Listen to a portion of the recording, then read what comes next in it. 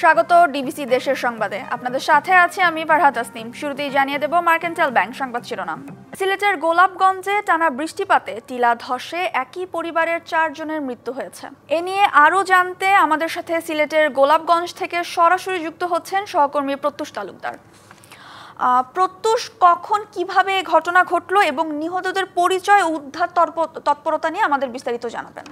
ধন্যবাদ। আসলে সিলেটে কয়দিন ধরে বৃষ্টি হচ্ছে এবং এই টিলা ধসের একটা সতর্কতা কিন্তু প্রশাসনের পক্ষ থেকে আগেই জানানো হয়েছে। তারপরেও কিন্তু সিলেট নগর সহ সিলেটের বিভিন্ন উপজেলায় যেগুলো আসলে টিলা পাহাড় বেষ্টিত, বিশেষ করে গোলাপগঞ্জ এলাকার কিন্তু বেশ কিছু বাড়িঘর টিলা পাহাড়ের পাদদেশে টিলা কেটে নির্মাণ করা হয়েছে। তো আমরা ঘটনাস্থলের প্রায় কাছাকাছি আছি। তো আমরা যে বিষয়টি জানতে পেরেছি যে এখন উদ্ধার তৎপরতা চলছে সেখানে কিন্তু গভীর রাতে আসলে ঘটনাটি ঘটেছে এবং যে বাড়িটিতে ঘটনা ঘটেছে আমরা দেখেছি যে আসলে ইট দিয়ে তৈরি বাড়ি, তবে খুব একটা শক্ত বাড়ি ছিল না, একদম বলা যায় যে অনেক দোদুল্যমান পরিস্থিতি ছিল, এই অবস্থায় ঝুঁকিতেও ছিল। কিন্তু প্রশাসনের পক্ষ থেকে তাদের জানানো হয়েছে এসব বসতি ছেড়ে দেওয়ার জন্য, কিন্তু অনেকেই ঝুঁকি নিয়ে কিন্তু এসব এলাকায় বসবাস করছিলেন। তো যে বিষয়টি জানতে পেরেছি, একই পরিবারের 4 জন কিন্তু নিহত হয়েছেন, অর্থাৎ 3 জনের মৃতদেহ এখন পর্যন্ত পাওয়া গেছে, উদ্ধার করা গেছে মা এবং 2 সন্তানের, এবং এই বাড়ির গৃহকর্তা যিনি ছিলেন তার মরদেহ উদ্ধার তৎপরতা চালানো হচ্ছে। এবং সকাল থেকেই ভোর থেকেই আমরা খবর পেয়েছি সেখানে পুলিশের পাশাপাশি ফায়ার সার্ভিসের উদ্ধারকারী দল এবং সেনাবাহিনীর সদস্যরা কিন্তু উদ্ধার তৎপরতায় নিয়োজিত রয়েছেন। এবং যেটুকু আমরা সোর্স মারফত খবর পেয়েছি সেখানে কিন্তু টিলা ধসে এলাকার মাটিগুলো, সেই টিলার মাটিগুলো কিন্তু অনেক নরম হয়ে গেছে ধসার পরে, এবং বৃষ্টিতে সেটি অনেক পিচ্ছিল হয়ে গেছে। সে কারণে আসলে উদ্ধারকারী যারা রয়েছে তাদের সেই উদ্ধার তৎপরতা চালাতে অনেকটা বেগ পেতে হচ্ছে। তো সব কিছু মিলিয়ে স্থানীয় লোকজনও কিন্তু উদ্ধার কার্যে অংশ নিয়েছে এবং এখন পর্যন্ত ধরে নেওয়া হচ্ছে। এবং স্থানীয় যারা জনপ্রতিনিধি কিংবা যারা রয়েছেন তারা বলছেন যে গৃহকর্তা যিনি, তাকে আসলে জীবিত পাওয়ার খুব একটা সম্ভাবনা দেখছেন না, কারণ অনেকটাই তেলা ধসে গেছে। তো সব কিছু মিলিয়ে কিছুক্ষণের মধ্যেই হয়তো আমরা আরও আপডেট তথ্য আপনার মাধ্যমে দর্শকদের জানাতে পারবো। ধন্যবাদ প্রত্যুষ আমাদের সাথে যুক্ত হওয়ার জন্য। লক্ষ্মীপুরে মেঘনার তীরবর্তী প্লাবিত গ্রামগুলো থেকে পানি নেমে গেলেও ভোগান্তি কমেনি। সেখানে আছেন আমাদের সহকর্মী তহিদুর রহমান, সরাসরি ফোনে যুক্ত হব তার সাথে, তার কাছ থেকে জানবো বিস্তারিত। তহিদ, পানি তো নেমে গেছে, এই মুহূর্তে কি কি সংকটে রয়েছে গ্রামবাসী, আমাদের বিস্তারিত জানাবেন।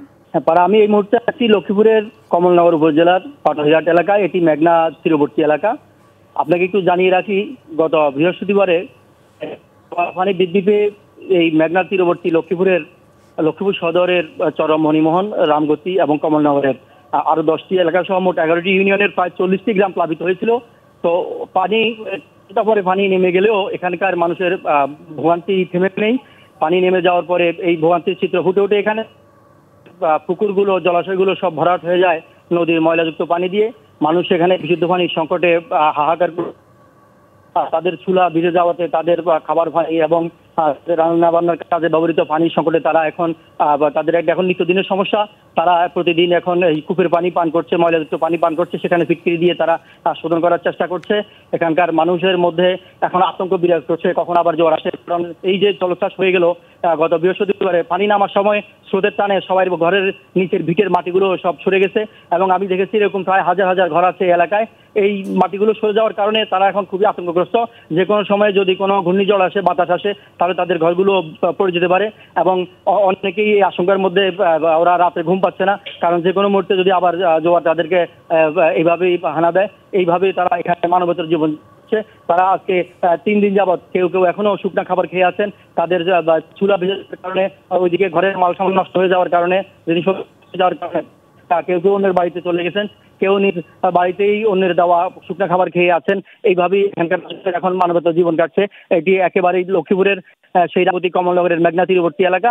এছাড়াও এখানে পানির স্রোতের টানে বেশ কিছু রাস্তাঘাট নষ্ট হয়েছে, কাঁচা পাকা অনেকগুলো ছোট ছোট রাস্তা নষ্ট হয়ে গেছে। আমি কথা বলেছিলাম স্থানীয় এখানকার উপজেলা নির্বাহী কর্মকর্তার সাথে, তিনিও বিষয়টা আমার সাথে স্বীকার করেছেন। পানির সমস্যাটাও তিনি স্বীকার করে নিয়েছেন। এখানে এই সমস্যাগুলো আছে, তো তারা খুবই শীঘ্রই তারা এই বিষয়ে সমাধানের উদ্যোগ নেবেন বলে আমাকে আশ্বস্ত। ধন্যবাদ তৌহিদ আমাদের সাথে যুক্ত হওয়ার জন্য। 10 বছরে শেষ হয়নি কপোতাক্ষ নদের জলাবদ্ধতা দূরীকরণ প্রকল্প। তবে প্রকল্পের জন্য এরই মধ্যে জমি অধিগ্রহণ হয়েছে 1,500 একর, যার টাকা বুঝে পায়নি জমির মালিকরা। ক্ষতিপূরণ বাবদ 57 কোটি টাকা ব্যয় ধরা হলেও বিতরণ হয়েছে মাত্র 10 কোটি টাকা। 2300 মানুষ প্রকল্প এলাকায় না ফলাতে পারছে ফসল, না পাচ্ছে তার মূল্য। নামমাত্র বরাদ্দ আসায় দ্বিতীয় পর্যায়ের টাকা ফেরত পাঠিয়েছেন জেলা প্রশাসক।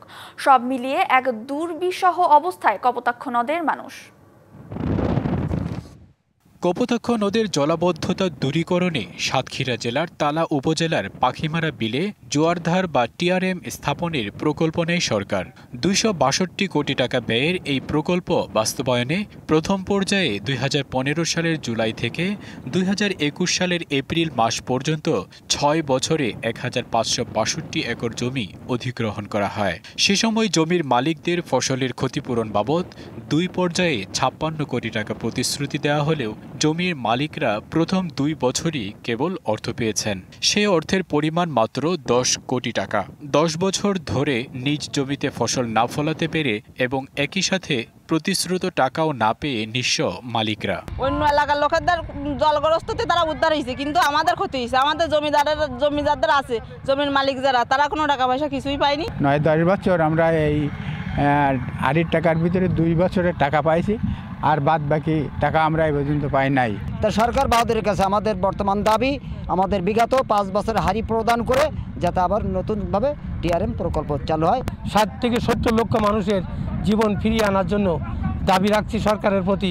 যখন পাওয়া যায়নি প্রথম পর্যায়ের অর্থ, তখন শুরু হয়েছে দ্বিতীয় পর্যায়। দ্বিতীয় পর্যায়ে জমির মালিকরা 16 কোটি 78 লাখ টাকা পাওয়ার কথা থাকলেও 1 টাকাও পায়নি তারা। 2290 জন জমির মালিক এখন দিশেহারা। জেলা প্রশাসক জানালেন, নামমাত্র বরাদ্দ আসায় তা বিতরণ সম্ভব হয়নি। নতুন করে ক্ষতির পরিমাণ যাচাই বাছাইয়ের কথা জানালেন তিনি। তো ওই 2 কোটি টাকা আসলে পর্যাপ্ত ছিল না। তার প্রেক্ষিতে আমরা ওই টাকাটা ফেরত পাঠাই এবং যে চাহিদা সেটা প্রেরণ করি যে ওই পরিমাণ টাকা যেন তারা প্রদান করে। কিন্তু আজ পর্যন্ত সেটার ফিডব্যাকটা আমরা পাইনি। ক্ষতিগ্রস্ত আসলে কীরকম আছে এবং তাদের কী ডিমান্ড আছে সেটা পুনরায় যাচাই করে আমরা পদক্ষেপ গ্রহণ করি। তবে টিআরএম চালু করায় সে সময় সামাজিক পরিবেশ, শিক্ষা, স্বাস্থ্য, যোগাযোগ ও কর্মসংস্থান সহ সকল সেক্টরের ব্যাপক উন্নয়ন ঘটেছে। প্রকল্প বাস্তবায়ন হলে 60 লাখ মানুষ জলাবদ্ধতার হাত থেকে বেঁচে যাবে। যদি টিআরএম চালু না হয় তাহলে কপোতাক্ষ নদ নাব্য হারাবে, আবারও জলাবদ্ধতায় ভোগান্তির শিকার হবে বলছেন স্থানীয় প্রতিনিধিরা। আমাদের সরকারের কাছে জোর দাবি যে আমাদের এই জমির মালিকদের তাদের হিস্সা অনুযায়ী তাদের যে টাকা প্রাপ্য টাকা এটি দেওয়া হোক এবং টিআরএম প্রকল্প চালু হোক, তাতে আমাদের কারো আপত্তি নাই, জমির মালিকদের কোনো আপত্তি নাই। ধন্যবাদ। ক্ষতিগ্রস্তরা বলছেন, দেশ ও দলের উন্নয়নের জন্য নিজের জমি বিলিয়ে তারা আত্মত্যাগ করেছেন, সেই ত্যাগের ক্ষতিপূরণটা যেন ঘরে পৌঁছয়। DBC news desk. দেশের দক্ষিণ পশ্চিমাঞ্চলের 21 জেলার প্রবেশদ্বার খ্যাত দৌলতিয়া ফেরিঘাট, যেখানে পদ্মার পানি বৃদ্ধিতে দেখা দিয়েছে ঘাট সংকট। এছাড়া পরিবহন স্বল্পতা ও অতিরিক্ত ভাড়াসহ ছিনতাই কাণ্ডে ভোগান্তি সৃষ্টির শঙ্কা যাত্রীদের। তবে ঈদের স্বস্তির যাত্রা নিশ্চিতের কথা বলছে ঘাট সংশ্লিষ্টরা। দেশের দক্ষিণ পশ্চিমাঞ্চলে 21 জেলার প্রবেশদ্বার দৌলতদিয়া পাটুরিয়া নৌরুট। তবে ঈদযাত্রা ঘিরে পদ্মার পানি বৃদ্ধি, দূরপাল্লার পরিবহন সংকট আর বাড়তি ভাড়া ভোগান্তির আশঙ্কা তৈরি করেছে যাত্রীদের।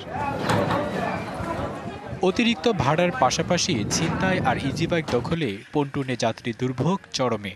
ভোগান্তির ভিতরে ভাড়া যেরকম 10 টাকার ভাড়া রিক্সাওয়ালা 20 টাকা নেয়, যেরকম বাস ভাড়া বরিশালে 500 টাকা, ওরা 1000 টাকা এরকম নেয়। অনেক ছিনতাইকারী হয়, এই ব্যাগ নিয়ে দৌড় দেয়, যাত্রীদের ফোন নিয়ে দৌড় দেয়। অটোগুলো ভোগান্তি বলতে কি পন্টলে জ্যাম করে ফেলে, তাদের যাওয়া আসা অসুবিধা। এমন আছে অনেক লোক আছে পানিতেও পড়ে যায়। ফেরির সংখ্যা বাড়ানোর পাশাপাশি আইন শৃঙ্খলা রক্ষায় পুলিশের তৎপরতা বৃদ্ধির দাবিও তাদের।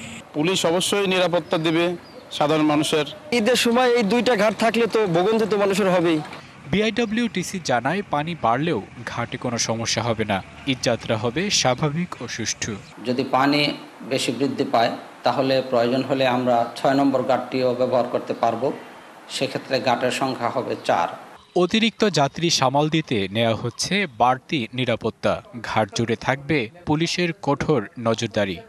দৌলতদিয়া বাস টার্মিনালে যে যাত্রীগণ যারা আসবেন তারা যাতে নির্বিঘ্নে বাড়ি যেতে পারেন, পবিত্র ঈদুল আজহা উপভোগ করতে পারেন, সেই বিষয়ে আমরা কঠোর নিরাপত্তার ভিতরে রাখবো।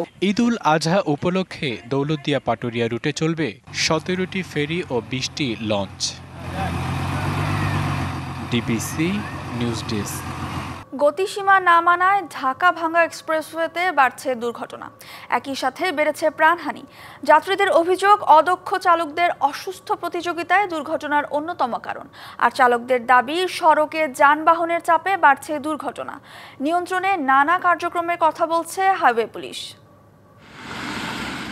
ঘন্টায় সর্বোচ্চ গতিসীমা নির্ধারিত 80 কিলোমিটার, অথচ 90 থেকে 120 কিলোমিটার গতিতে ছুটছে গাড়ি। এতে বাড়ছে দুর্ঘটনা, ঝরছে প্রাণ। এক্সপ্রেসওয়ের মাদারীপুর অংশে গত 2 বছরে অর্ধশত সড়ক দুর্ঘটনায় মারা গেছে অন্তত 40 জন, আহত কয়েকশো। ঢাকা ভাঙ্গা এক্সপ্রেসওয়ের শরীয়তপুরের জাজিরা থেকে ফরিদপুরের ভাঙ্গা অংশে রয়েছে 2টি হাইওয়ে থানা। সেখানে প্রতি মাসে অন্তত 600 মামলা হচ্ছে। যাত্রীদের অভিযোগ, চালকদের ঘুমের ঘাটতি আর অসুস্থ প্রতিযোগিতার কারণেই বাড়ছে দুর্ঘটনা। অতি দ্রুত আমরা চালাতে চাই, আমরা স্পিডের যে লিমিটটা এটা আমরা মানতে চাই না। যখন গাড়ি চালাই ঘুম আসে। ড্রাইভার এবং সুপারভাইজার, হেল্পার এরা প্রশিক্ষিত না হওয়ার কারণে অ্যাক্সিডেন্টগুলো আরো বেশি হয়। চালকদের দাবি, যাত্রীদের চাপে অতিরিক্ত গতিতে গাড়ি চালান অনেকে। এছাড়া নবীন চালকদের অভিজ্ঞতার অভাবও দুর্ঘটনার অন্যতম কারণ। আমি যদি গাড়িটা 80 স্পিডে চালাই, আমার যাত্রীরা আমার পিছন দিয়ে বকাবকি করে। বড় রাস্তা তো দেখা যাচ্ছে উল্টাপাল্টা চালায়, ভাবে ডাইল হয়, ওই পরিবহন তো চার উপরে থাকে, অদক্ষ কিছু চালক আছে, এই চালকদের কারণে এই দুর্ঘটনাগুলি ঘটতেছে। দুর্ঘটনা রোধে টহল বাড়ানোর কথা বলছে হাইওয়ে পুলিশ। আইন অমান্যকারীদের বিরুদ্ধে নেওয়া হচ্ছে ব্যবস্থা। এক্সপ্রেসওয়েতে দুর্ঘটনা রোধকল্পে আমরা নিয়মিত ওভার স্পিডের মামলা দিয়ে থাকি। যদি আরেকটু সচেতন হতো চালকরা কিংবা যারা যাত্রী সাধারণ আছে, তাহলে দুর্ঘটনা এড়ানো সম্ভব হতো। হাইওয়ে পুলিশ শুধু আর্থিক জরিমানার মধ্যেই সীমাবদ্ধ থাকায় কমছে না দুর্ঘটনার হার। অকালে প্রাণ হারাচ্ছে মানুষ, হাত পা হারিয়ে পঙ্গুত্ব বরণ করেছে অনেকে। DBC news desk. নওগাঁয় সড়ক সংস্কারের কয়েকদিনের মাথায় উঠে গেছে রাস্তার পিচ কার্পেটিং। ঠিকাদার নিম্নমানের কাজ করায় সড়কের এমন দশার অভিযোগ স্থানীয়দের। তবে স্থানীয় সরকার প্রকৌশল অধিদপ্তর LGRD একে সামান্য সমস্যা আখ্যা দিয়ে এর দায় চাপিয়েছে বৃষ্টির ওপর। হাতুড়ি, বাটাল বা কোনো যন্ত্র দিয়ে নয়, এভাবেই হাত দিয়ে তুলে ফেলা যাচ্ছে রাস্তার কার্পেটিং। প্রায় 51 লাখ টাকা ব্যয় সংস্কার হওয়া এই রাস্তার এখন এই হাল। বহু বছরের পুরনো নয়, মাত্র 1 সপ্তাহ আগে নওগাঁর বদলগাছি উপজেলার হাসিমপুর গ্রামের এই সড়ক সংস্কার করে মতিউর এন্টারপ্রাইজ নামে একটি ঠিকাদারি প্রতিষ্ঠান। স্থানীয়রা বলছেন, কাজ শেষে রাস্তা ব্যবহারের জন্য খুলে দেওয়ার পরই তারা দেখছে কার্পেটিং উঠে যাচ্ছে রাস্তার। নিম্নমানের কাজই এর জন্য দায়ী বলছেন তারা। শুধু খালি পিচ ঢালে দিয়ে চলে গেছে, এই যে মুরগি হাঁসে তুলে বেরিয়েছে এখনই দিয়ে চলে গেল। হাত দিয়ে উঠে যাচ্ছে, ঝাঁটা দিয়ে ঝাঁট দিলে উঠে যাচ্ছে। নিচে কোনো তেল নাই, কোনো আটা, কোনো কিছুই নাই, শুধু ওনারা পিচ দিয়ে চলে গেছে। এ বিষয়ে ক্যামেরার সামনে কেউ কথা বলতে রাজি হননি। তবে নিজেদের ভুল স্বীকার করে ঠিকাদারি প্রতিষ্ঠান ও LGRD কর্মকর্তা বলছেন, যে স্থানে সমস্যা হয়েছে তা পুনরায় সংস্কার করে দেয়া হবে। ওইখানে ব্যাপার হচ্ছে কি, আমরা কাজ করতে করতে ওই লাস্টের দিকে বৃষ্টি হওয়ার কারণে সামান্য টাকা হয়েছে আর কি। হ্যাঁ, ওরা আমরা ঠিক করে দিচ্ছি। যেটুকু সমস্যা আমরা ওরা তো অবশ্যই ঠিক করে দেবো। ঠিক না হলে আমাদের বিলও দিবে না ভাই, বুঝতে পারছেন?